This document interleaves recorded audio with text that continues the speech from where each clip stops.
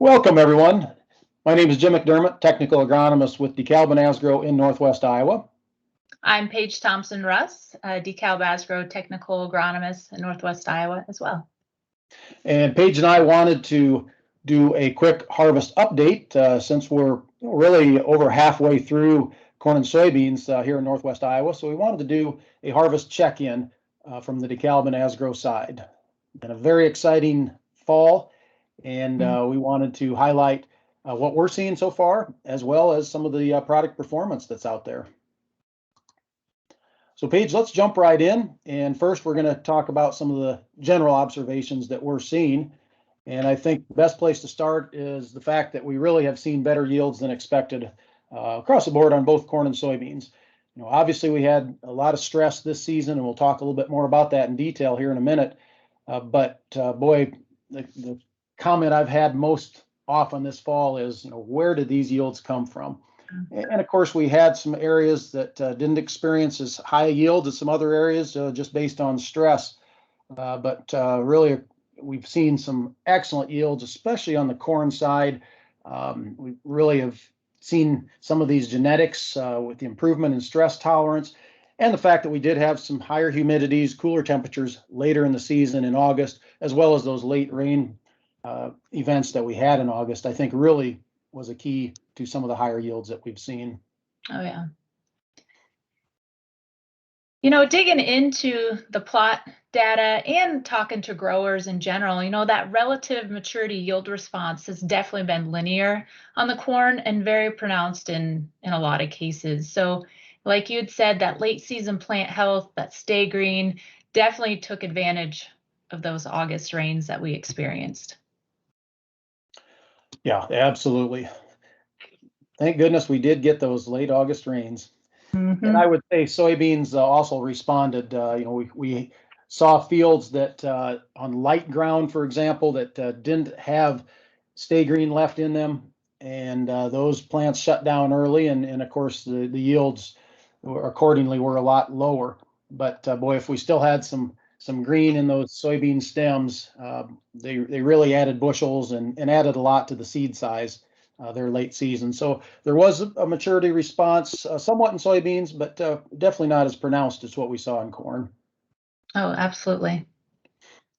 Even in this dry year, we did see some diseases out there, some white mold, some SDS.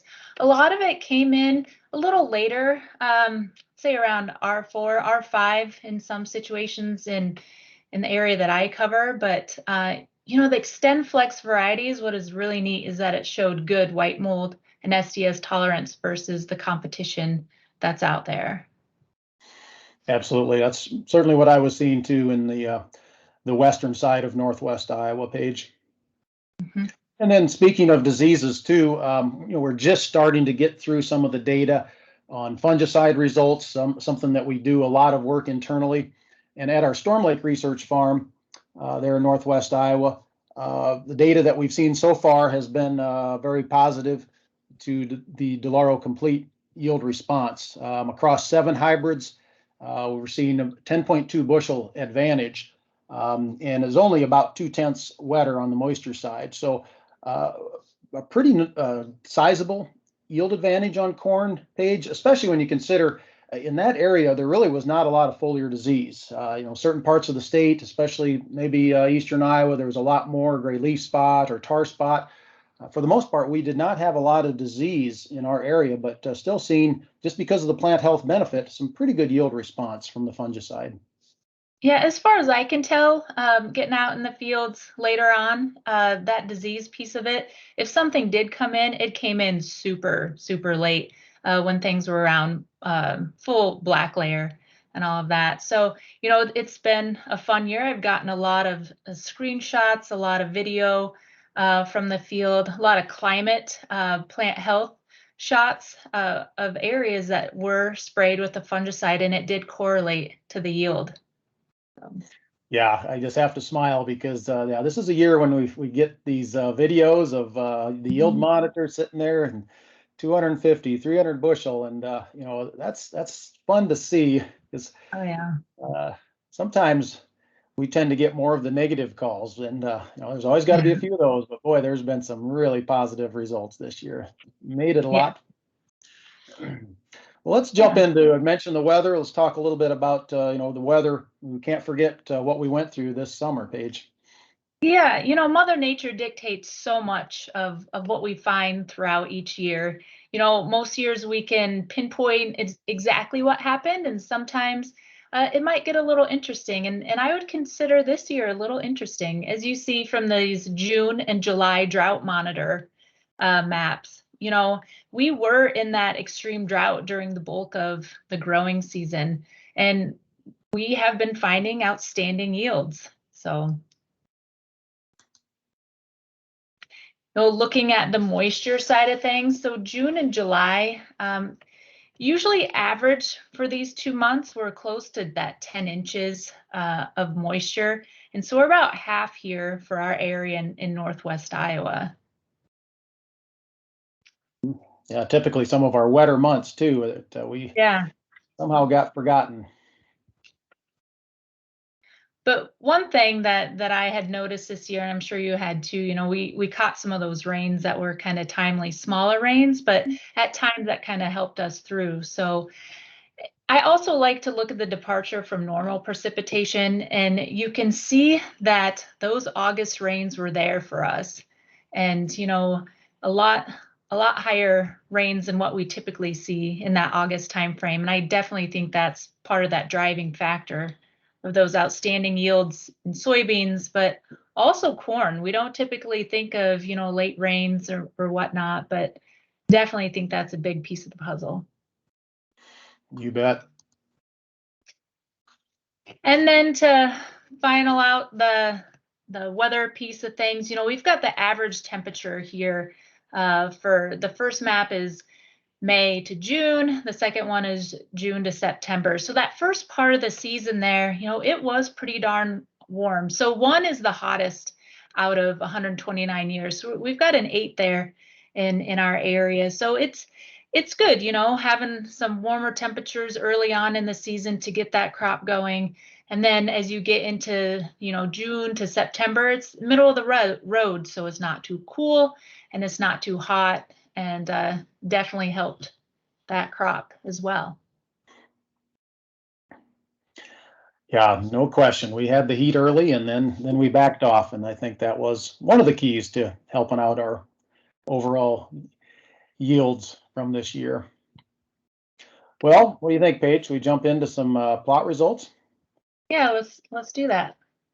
All right. Yeah, corn plot highlights. Just wanted to focus on a couple plots, and with that being said, we always recommend looking at a number of plots, making sure you're getting averages. But sometimes if you hone in on a plot or two, you can see some things and pick out some consistencies and some trends over the entire year.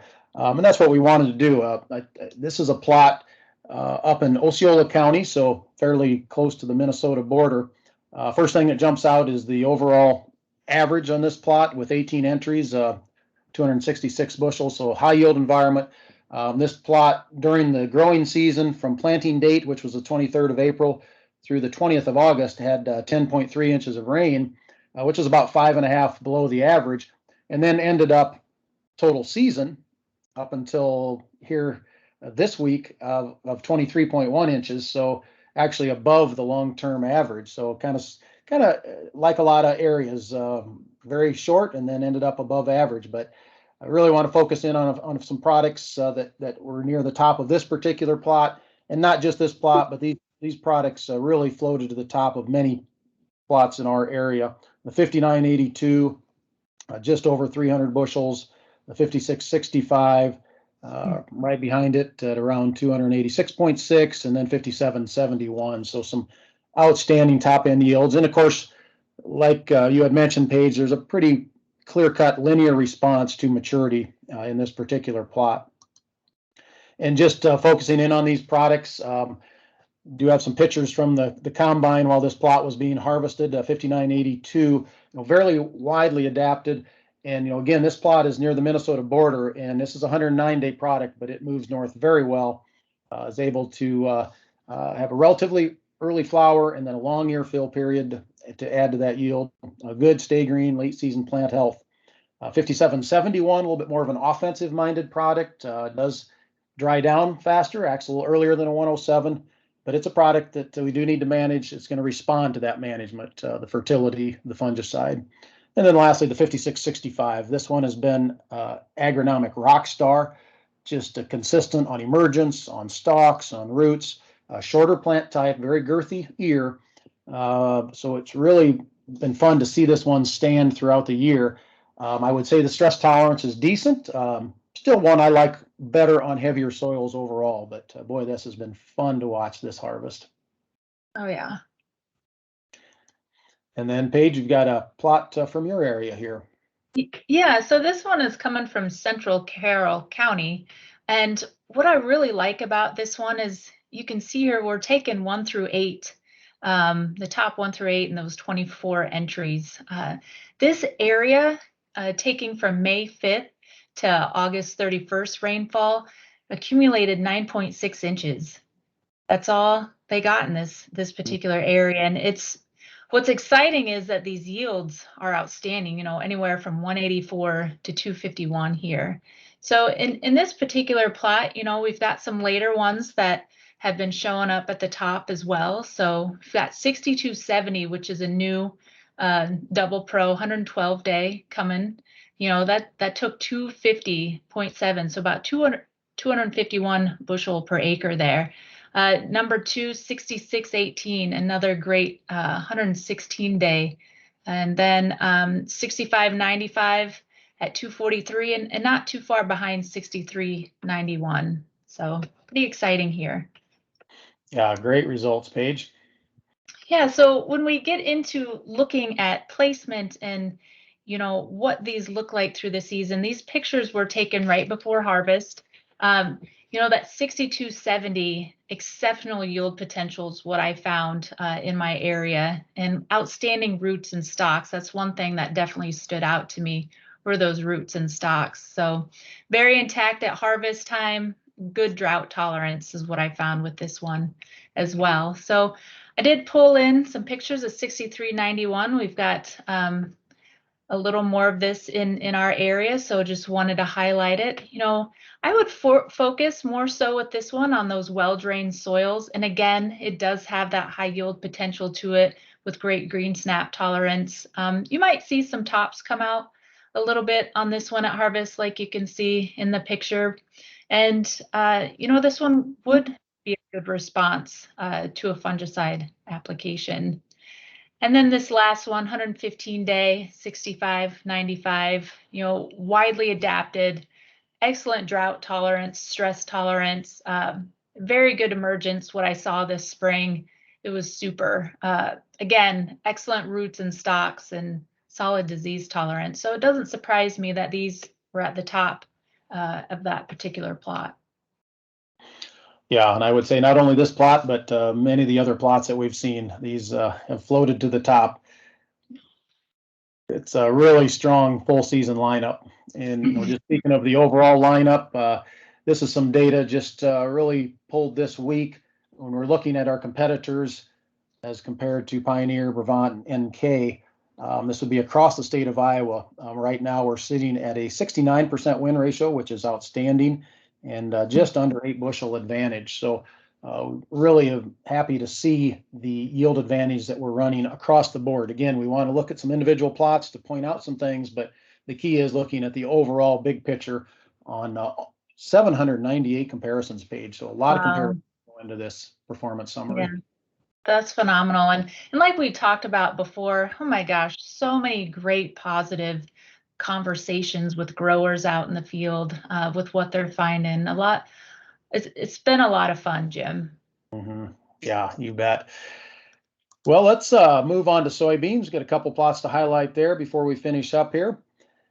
Yeah. Jump right in and soybeans, similar story as far as some of the yield potential. This would be a plot again up in Osceola County, so fairly close to the Minnesota border, and again, real top end yields. You can see plot averages up there, 78 bushels, highlighting a few products.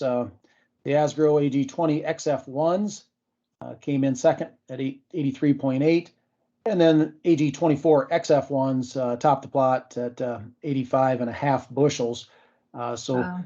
Two products that we really like overall in the area that once again rose to the top. And I would point out too, this plot was a mix of XtendFlex and E3. There was 10 XtendFlex varieties entered, and they averaged 80.3 bushels. And there was 12 12 E3 entries, and they averaged 76.2 bushels. So just a little over a 4 bushel advantage to the XtendFlex platform. Honing in on some of these varieties, just taking a look at a picture of them close to harvest. 20 XF1s, again, top this or second in this last plot. Very versatile. This product can go on a lot of different soil types, especially very good on standability as well as white mold. I do have to be a little more cautious on the high pH. So speaking of high pH, we can move into a 21 XFO, which is outstanding on high pH, also handles white mold as well as SDS. Very widely adapted variety as well. Standability, I would say, is just average, so we do have to manage that one accordingly. And then lastly, the 24 XF1s that topped this particular plot that we were talking about. Another variety that's very widely adapted. Standability was just outstanding this year, even on highly fertile ground with manure. Standability really impressed me, as well as the white mold tolerance. So a variety that we can position on a lot of acres going forward. We'll jump over into north central Iowa and Kossuth and talk about one of the plots that you had, Paige. Yeah. So central Kossuth County is where this one came from. As far as the moisture piece of it, that planting date was around that May 1st. Through that growing season, it did get about, close to 14 inches of moisture. So the yields here were outstanding, again, best that they've seen. So, we're starting out with number one, 21 XFOs took number one here. 18 XF1s were at the top as well at 70.3. And then also we've got 24 XF1s also, like what you covered too. That one came in at 69.8. So with this one, we do have a mix as well of heavier on that E3 and then some XtendFlex. So we've got 4 XtendFlex entries that went average 70.42 bushel per acre. And then we've got 15 E3 entries that average 65.41. So a huge advantage here in this plot, which is outstanding to see.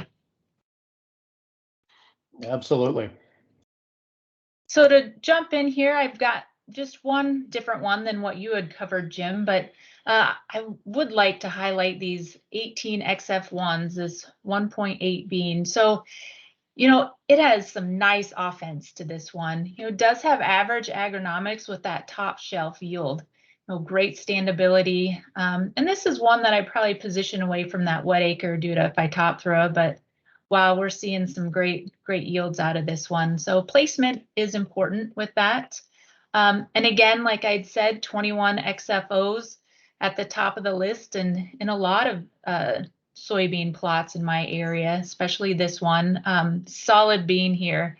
We tend to call it our trifecta bean. It's good for high pH, white mold, SDS. It can handle a lot. And then, of course, those 24 XF1s. Gosh, I can't say enough about this one. Again, another solid bean you can definitely count on. Yield, standability is tough to beat.